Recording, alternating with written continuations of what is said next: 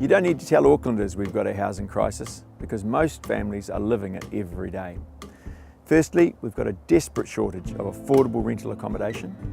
And secondly, families are paying far too much for poor quality accommodation. And when it comes to buying a house, property investors get preferential treatment over first home buyers. So whether you're renting or you want to buy, times are really tough.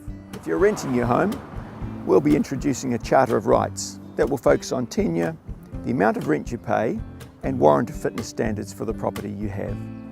And through this process, we'd aim to reduce rents in Auckland by around 30% to bring rents here in line with what's being paid elsewhere in New Zealand. In the first term of Mayor, we'd get underway the building of 20,000 affordable council homes. These homes would set the standard in Auckland for affordable accommodation. We've got 300 hectares of council-owned land, and if we could use all of that land, we'd be able to build 9,000 homes. Not all of it will be suitable, but it'll give us a really good start. And because we don't have to pay the price of the land, we'll be able to charge affordable rentals for those homes.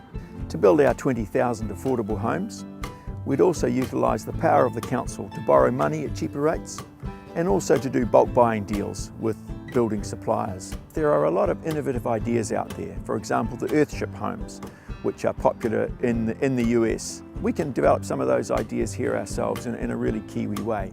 So we want to be working with the community and with not-for-profit community groups which have got strong community support. So if Aucklanders want to buy their first home, why are prices so high? Why is it so difficult? Well, one of the reasons is that our whole property market is skewed in favour of property investors rather than first home buyers. And here's what I mean. Here's an advertisement from the Straits Times newspaper in Singapore, 1st of June this year. And what does it tell us? It says, Auckland is for sale, the best of Auckland. Capital City properties for sale, Christchurch properties for sale. And here's the key point right at the bottom. No stamp duties and no capital gains tax.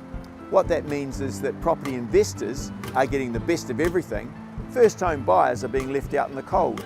It's just not good enough. We'd transfer the current bias in favour of property investors over to people buying their first home.